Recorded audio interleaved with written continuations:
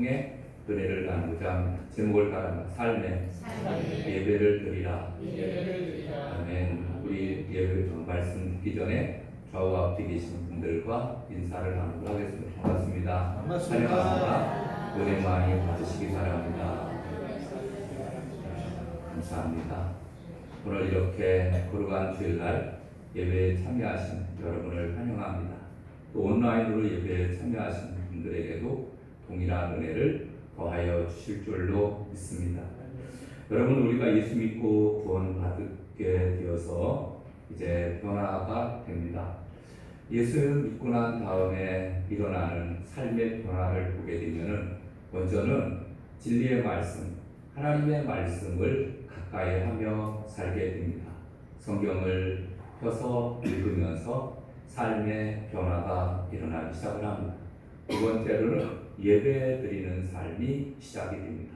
이전에는 주일날이면은 또 쉬면서 TV도 보고 자유롭게 여행 하던 사람들이 이제 주일날이 되면은 교회로 나와서 하나님 앞에 예배를 드리게 됩니다.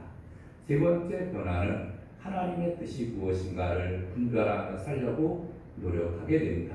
그래서 예수 믿고 구원받았으니 이제부터는 오직 하나님의 나라와 그의 영광을 위해서 달려가려고 노력하게 되는 이러한 모습을 보게 되는데, 여러분, 오늘 본문에 나오는 말씀은 사도 바울이 로마 교회에 보낸 편지입니다. 로마서 말씀입니다. 로마서 1장에서 11장까지 말씀은 교리에 대한 부분입니다. 그래서 이신득의 믿음으로 말미암아 구원을 얻었다. 그래서 우리는 어떤 행위로 구원받는 것이 아니라 믿음으로 말미암아 구원을 받았다라는 것을 아주 강력하게 말씀을 하는 것이 로마서 1장에서 11장까지 나오는 말씀입니다. 그리고 이어서 12장부터는 예배에 대해서, 또 삶 속에서는 그럼 어떻게 우리가 그리스도인으로서의 삶을 살아가야 될 것인가를 가르쳐주고 있습니다. 여러분, 오늘 1절을 봅니다. 그러므로 형제들아, 내가 하나님의 모든 자비하심으로 너희를 권하노니 너희 몸을 하나님이 기뻐하시는 거룩한 산 제물로 드리라. 이는 너희가 드릴 영적 예배니라. 아멘. 그러므로라는 단어가 나옵니다. 그러므로라는 것은 앞에 나오는 11장의 내용을 담고 있습니다. 그래서 이 11장의 33절에 보면은 깊도다. 하나님의 지혜와 지식에 풍성하며 그의 판단을 헤아리지 못할 것이며 그의 길은 찾지 못하리로다. 여러분, 왜 하나님의 지혜가 깊고 높으냐면은 하나님께서 이스라엘 백성을 택하셨잖아요. 그래서 하나님 말씀대로 순종하며 살기를 원하셨습니다. 그런데 하나님 말씀대로 순종하지 못하니까 결국은 그 복이 누구에게 가게 된 겁니까? 이방인들에게로 향하게 되었다. 그러나 여러분, 그렇다고 해서 유대인들을 버리느냐면은 그렇지 않다는 거예요. 또 하나님의 승리는 이방인들로 구원받고 그리고 복받는 것을 보면서 우리도 하나님을 잘 섬겨야 되겠구나. 그래서 그들도 다시 주님 앞에 돌아오게 될 것이다. 34절, 누가 주의 마음을 알았느냐? 누가 그의 모사가 되었느냐? 누가 주께 먼저 드려서 갚으심을 받겠느냐? 이는 만물이 주에게서 나오고 주로 말미암고 주에게로 돌아갑니다. 그에게 영광이 세세 있을지어다. 아멘. 그래서 모든 영광을 하나님 앞에 돌리면서 모든 사람을 하나님은 구원하시는 것을 기뻐하신다라는 것을 말씀해 주고 있습니다. 그러므로 그래서 이 형제들아, 그러면 구원받은 하나님의 자녀들아, 내가 하나님의 모든 자비하심으로 너희를 권하노니 너희 몸을 하나님 기뻐하시는 거룩한 산 제사로 드리라. 할렐루야. 여러분, 여기에는 예배에 대한 모든 것이 포함되어 있습니다. 예배는 누구에게 드리죠? 하나님께 드리는 거예요. 여러분, 예배는 다른 어떤 우상에게 드리는 것이 아니라 하나님께 드립니다.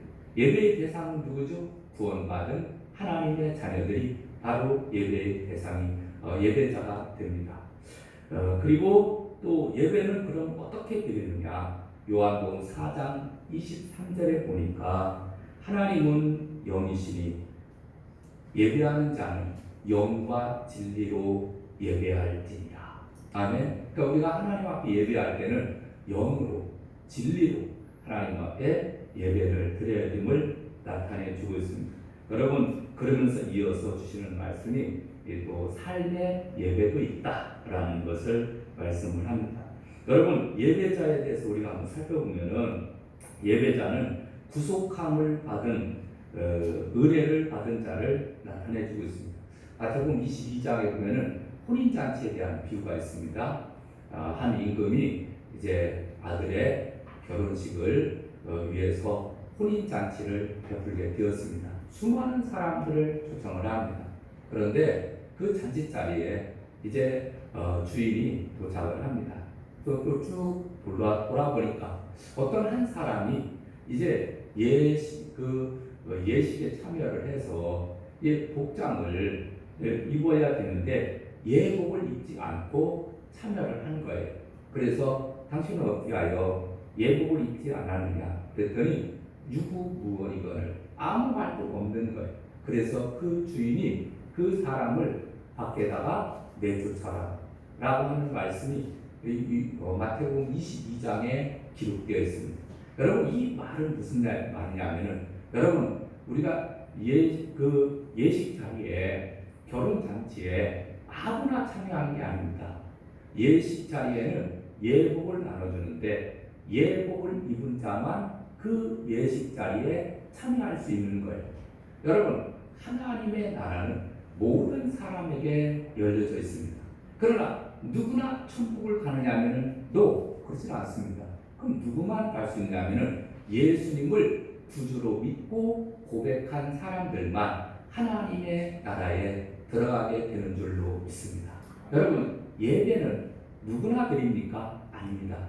여러분, 예배, 하나님께 예배하는 것은 구원받은 자만 하나님 앞에 예배를 드리는 거예요. 믿지 않는 자들은 그들은 자기가 믿는 신에게 정한수를 떠놓고 빌든지 딱 거리를 하든지 별거를 다 하겠지만은 그런 걸 믿지 않는 자들이 하는 것은 예배라고 하지 않습니다. 여러분, 예배, 월십, 경배라고 하는 것은 믿는 자, 구원받은 자, 하나님을 믿고 구원받은 자만이 드리는 그 행위가 바로 예배라고 하는 사실입니다. 그래서 예배를 드리는 것이 믿는 자의 하나의 표식과도 같은 것이 되었다, 그런 얘기입니다.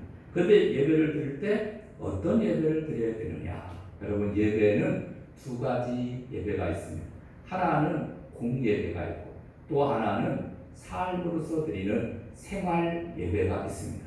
여러분, 공예배는 알죠? 공예배를 무엇을 보고 공예배라고 하느냐 하면은 형식을 갖춘 예배를 가르쳐서 공예배라 이렇게 말씀해 주고 있습니다. 그래서 우리가 예배를 드릴 때 우리 다 같이 묵도함으로 예배를 드리겠습니다. 묵도하고 그 다음에 또 주기도 사도신경도 하고 그 다음에 대표기도도 하고 그 다음에 말씀도 또 이렇게 보고 그 다음에 또 통성으로 기도도 하고 이러한 모든 것은요, 여러분, 대한예수교 장로의 총회 헌법이 있습니다. 헌법에 기록된 대로 이 규례대로 이게 우리가 예배를 드리는 거예요. 그냥 예배를 드리는 게 아닙니다. 그러면 이건 어디서 나왔냐면은 이런 예식들은 예수님께서 이 땅에 오셨잖아요. 그리고 이제 제자들에게 말씀을 가르치고 그 제자들이 이제 예수님 돌아가시고 난 다음에 오순절 마가다락방에서 성령 받고 난 다음에 그들이 모여서 예배를 드리잖아요. 예배를 드리고 찬송도 하고 기도도 시키고 이렇게 또 말씀도 또 강론하고 그러면서 이것이 초대교회 사도들의 전통을 이어받아서 이렇게 예배를 드리면은 가장 은혜롭겠구나. 그래서 이렇게 대한예수교 장로회 총회 헌법에 주일 낮 예배를 드릴 때는 이렇게 드려라. 오후 예배는 이렇게 드리고 수요 예배는 이렇게 드리고 금요 예배는 이렇게 드려라. 그래서 이런 규칙들이 있습니다. 그래서 거기에 맞게 우리가 예배를 드리는 것. 이거를 공예배라 이렇게 말합니다. 그 다음에 생활 예배는 뭐예요? 내가 예수 믿고 구원받고 그것으로 끝나는 것이 아니라 우리는 이제 집으로 갑니다. 일터로 갑니다. 내가 또 일하는 곳으로 가서 일을 하면서 그리고 제멋대로 사는 것이 아니라 예배 드리는 자의 삶을 살아가는 거예요. 그것을 삶으로서의 예배다. 이렇게 말하는 거예요. 어떤 사람은 내가 예수 믿고 구원받았으니까 나는 이제 그냥 천국 갈 수 있다. 예배 안 드려도 된다. 예배를 자꾸 빼먹는 사람도 있습니다. 여러분, 예배 빼먹지 마시고 꼭 예배에 참석해서 은혜 받으시기를 주님의 이름으로 축원합니다. 여러분, 예배 생활은 꼭 뭐와 같냐면은 대나무와 같다. 이렇게 한번 생각을 해봤습니다. 여러분, 대나무는 마디가 있는 거예요. 여러분, 대나무가 마디가 없이 쭉 올라가면은, 밋밋하게 올라가면은 여러분 잘릴 것 같죠? 절대 그렇지 않습니다. 이거는 힘이 없어요. 그냥 부러져 버리는 거예요. 갈대가 기울면은 부러지듯이, 바람이 불면은 부러지듯이 부러져 버립니다. 근데 마디가 있을 때 이 대나무가 흔들리지 않고 부러지지 않고 높이 그렇게 자라가게 되는 거예요. 여러분, 우리가 천국 가는 그날까지 우리가 믿음을 잘 지키며 하나님을 잘 지키며 여러분 예배 생활을 할 수 있을까요? 혼자 할 수 있을까요? 그렇지 않습니다. 잘 타는 장작도 따로 떼어놓으면은 그만 푹 꺼지듯이 하루 이틀은 조금 한다고 또 이렇게 합니다. 그러나 나중에 지나고 나면은 혼자 여러분 잘할 것 같습니까? 그렇지 않습니다.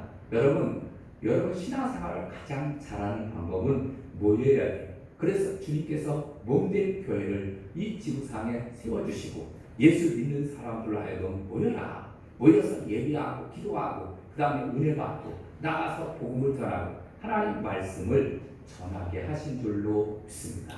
여러분, 우리가 이 예배 생활 공예배를 잘 드릴 때 그 공예배를 통해서 은혜를 받고 힘을 얻어서 이제 생활 예배를 우리가 잘 드릴 수 있다라고 하는 사실입니다. 할렐루야. 자, 그런데 1절에 보면 그러므로 형제들아 내가 하나님의 모든 자비하심으로 너희를 권하노니 너희 몸을 하나님이 기뻐하시는 거룩한 산 제물로 드리라. 이는 너희가 드릴 영적 예배니라.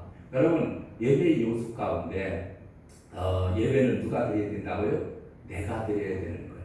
여러분, 사실은 재물은 어떻게 드려지는 겁니까? 죽어야 드려지거든요. 그래서 구약 시대에는 그 산 재물을 죽여서 소든지 양이든지 죽여서 그 재물을 죽여서 그 제사를 드렸습니다.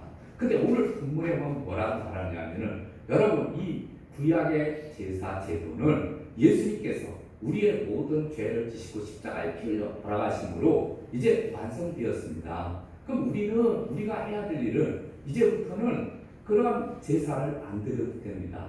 단지 우리는 이제는 예수님께서 나와 같은 죄를 위해서 구원해 주신 그 은혜를 생각하며 이 몸을, 우리의 몸과 마음을 하나님 앞에 드려지는 것, 그거를 산 제물과 같이 제물로 드려지듯이 산 제물로 하나님 앞에 드리면서 앞으로 남은 인생을 헌신하며 충성하며 살아가야 될 것을 말씀해 주고 있습니다. 할렐루야. 그래서 이 그리스도인의 삶은 한마디로 예배드리는 삶이에요. 여러분, 예수 믿고 구원받았잖아요. 여러분, 우리의 인생은 어떤 인생입니까? 제가 누차 말하는데 여러분, 우리의 인생은 교회를 세우다가 끝나는 거예요. 주님의 몸된 교회를 이 지구상에 반듯하게 세우는 삶을 살아가는 것이 그게 우리의 삶이고, 그 다음에 우리의 그러한 삶 가운데 우리는 예배자로서 날마다 헌신하며 충성하며 우리는 살아가야 될 줄로 믿습니다. 특별히 여러분, 삶의 예배라고 하는 것은 청교도에서는 이런 말을 합니다. 교회 안에서 거룩하고 나가서 막 사는 것은 성도의 삶이 아니다. 설교도 거룩하지만 목동이 양떼를 지키고 농부가 농사 짓는 일도 거룩하다. 그러니까 교회에 나와서 예배를 드리는 것으로만 그것만 거룩한 것이 아니라 삶에서의 예배도 거룩하다는 거예요.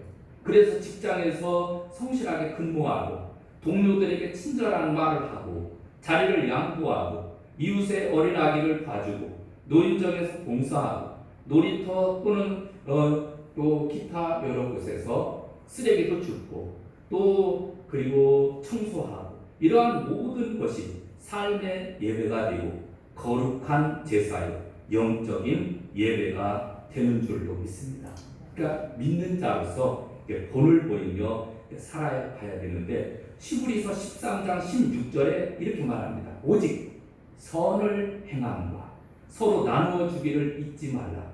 하나님은 이 같은 제사를 기뻐하시느니라. 아멘. 선을 행함과 나누어 주기를 잊지 말라. 삶 속에서 예수 믿고 구원받은 자로서 헌신하고 충성하며 봉사하는 삶을 사는 거예요. 그것이 바로 뭐라는 얘기죠? 예배라는 거예요. 예배. 삶의 예배이고 생활의 예배이고 그리고 히브리서 13장 16절에 나오는 말씀처럼 그 이 같은 제사를 하나님 기뻐하시느니라.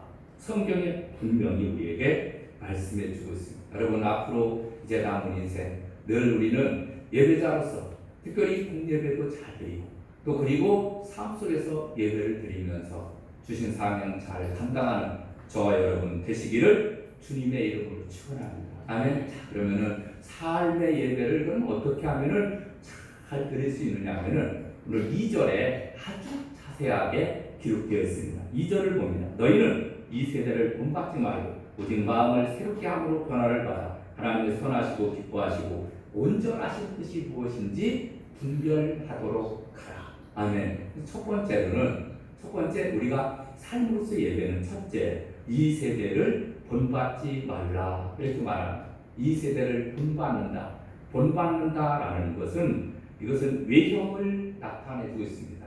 히스케마라는 단어를 사용합니다. 이거는 외형. 그러니까 우리가 신앙생활 하면서 이게 외적으로 세상 사람들을 본받는 거예요.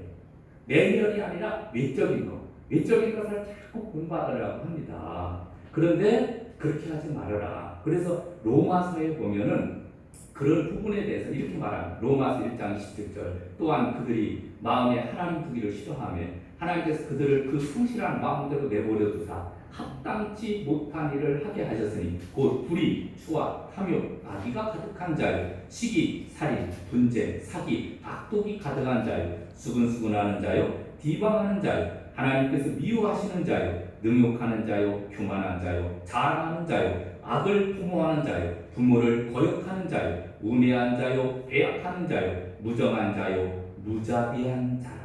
이게 1장에 보면은 이방인의 죄에 대해서 열거하고 있는 거예요. 이방인들은 이렇게 살아가고 있다. 그러니까 이 이방인들이 살고 있는 그 삶의 방식을 본받지 말라는 거예요. 그 외형을 본받지 말라.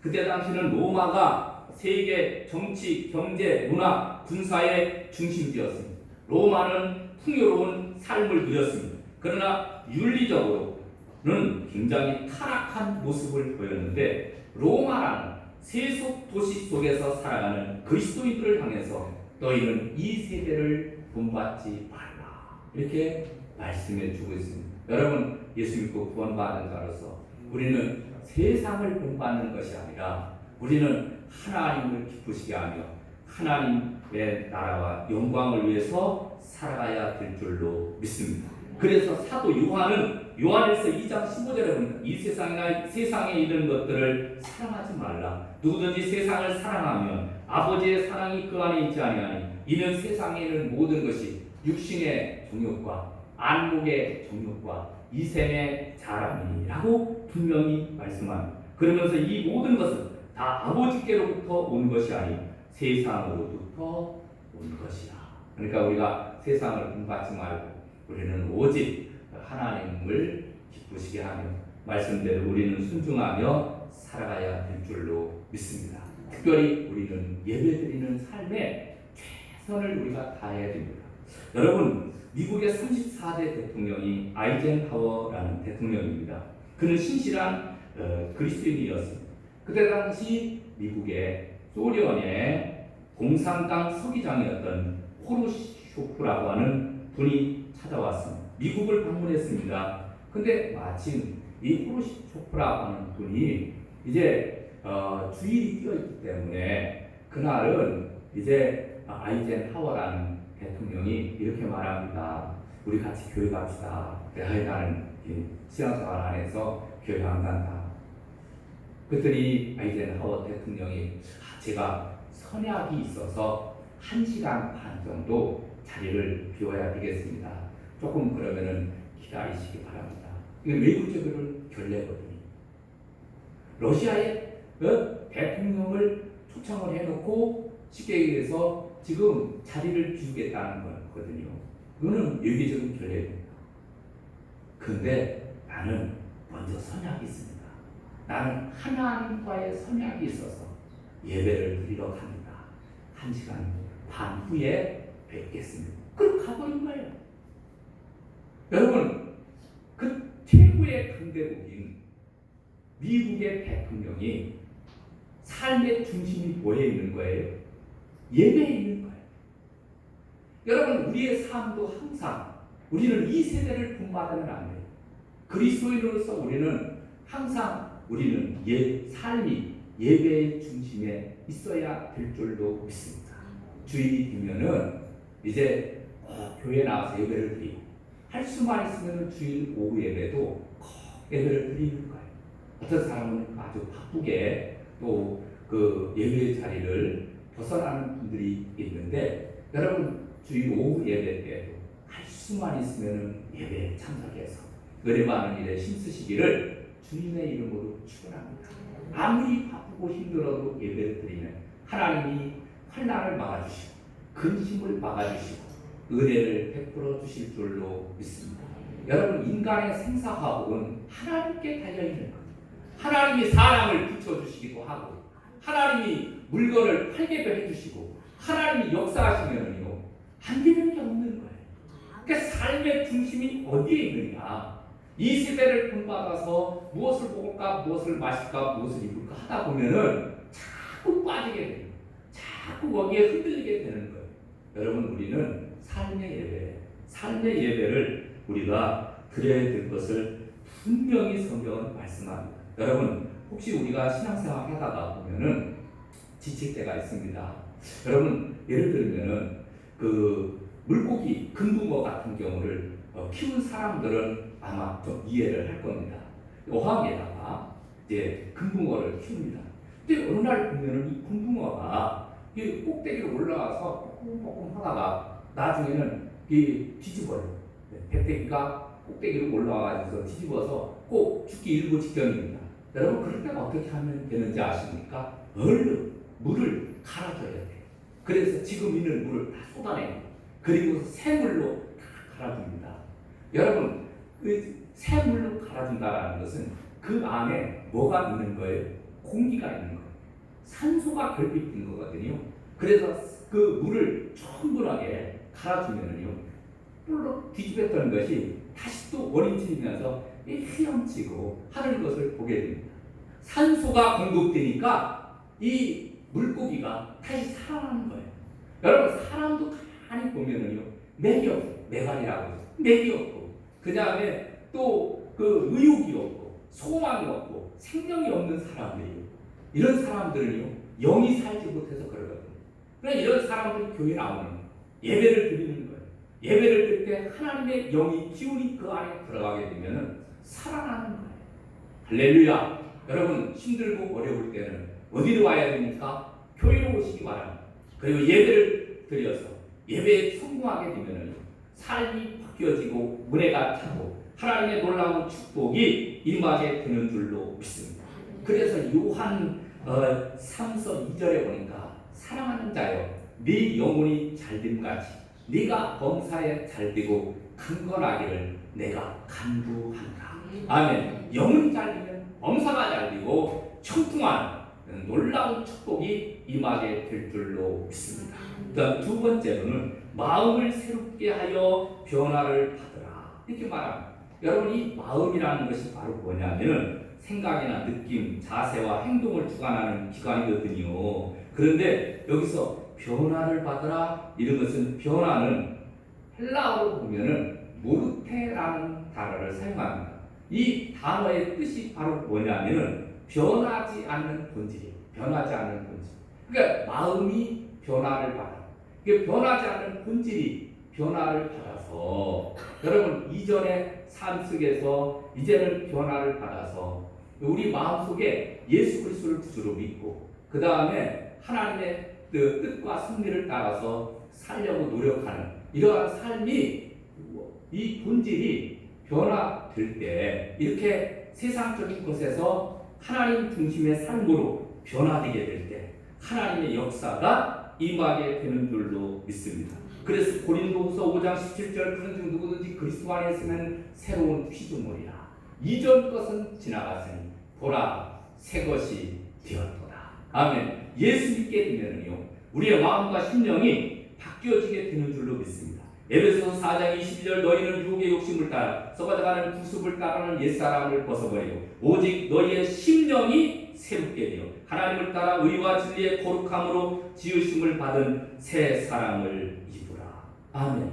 여러분 우리의 마음이 날마다 새롭게 변화되고 바뀌어져야 될 줄로 믿습니다.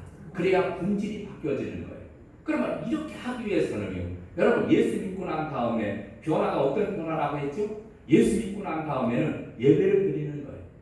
하나님의 말씀을 펴서 읽고 듣고 묵상하게 되어지고 기도하게 되어지고 그리고 예배를 드리게 되는 삶으로 바뀌어지거든요. 그러면은 이 근본이 바뀌어지는 거예요. 외형이 바뀌어지는 것이 아니라 근본이 바뀌어지고 변화를 받으면서 하나님을 기쁘시게 하는 삶으로 바뀌어지게 되는 줄로 믿습니다. 그래서 여러분 마음을 새롭게 해서 자꾸 변화받는 그러한 삶이 되어지시기를 주님의 이름으로 축원합니다. 근데 이것은 무단히 노력을 해요. 여러분 농부의 발자국만큼 농사는 성공하게 되는 거예요. 농부가 열심히 밭에 다니면서 부지런히 밭을 메고 그 다음에 또 솎아줄 거 솎아주고 그 다음에 또 비료도 주고 물도 주고 이렇게 관심을 가진 만큼 그 농사가 잘 이루어지거든요. 그냥 한번 딱 심어놓고 내버려 두면은요 그게 자랍니까? 잡초인지 아니면 곡식인지 알 수 없는데 그게 농사가 됩니까? 여러분 농부의 발걸음만큼 농사가 성공의 여부가 결정되듯이 여러분 신앙생활도 마찬가지예요. 신앙생활도 교회에 나오는 발걸음만큼 은혜가 임하게 되는 줄로 믿습니다. 어쩌다 한 번씩 나와서 그것도 정신 못 차리고 그 핸드폰 뒤적뒤적 하면서 예배를 드리는 사람과 정신 바짝 차리고 나와서 예배를 드리며 말씀대로 살려고 노력하는 사람과 어떤 사람이 은혜를 받느냐면요 여러분 예배에 참석한 사람만큼 은혜가 임하는 거예요.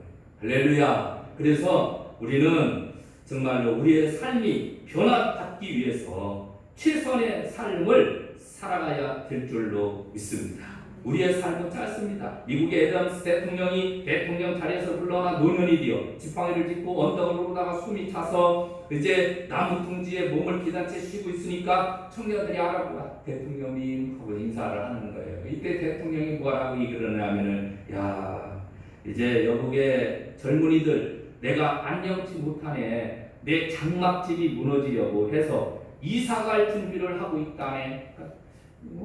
저 대통령 이사 가려고 하나? 그런데 그 얘기인즉 무슨 얘기냐면은 이제 내 집은 낡아서 지붕이 이미 다 벗겨져 버렸고 대머리가 됐다는 얘기죠. 창은 낡아서 다 찢어지고 눈이 잘 안 보이고 기둥은 흔들려서 언덕은 오를 수 없고 기둥은 다리거든. 다리가 흔들흔들하니까 이게 힘이 없으니까 언덕을 오를 수도 없고 들보는 굽고 쓰러지기 일보 직전인 상태라네. 그런 얘기예요. 여러분 우리가 멀지 않아서 날고 기는 사람들도 곧 주님께서 오라고 부르실 그러한 때가 가까이 다가오고 있습니다. 여러분 우리 인생은 짧아요. 여러분 요즘에는 이제 87세 평균 수명이 이제 90세를 넘어가고 있습니다만은 여러분 90세 전에 죽으면은 젊은 사람이 죽은 거예요. 그 최소한 90세 정도는 살아야 아 내가 살 만큼 살았구나 이렇게 되는 거거든요. 이런 시대에 우리가 살아가지만 그래도 영겁의 세월에 비교하면 짧은 세월이거든요.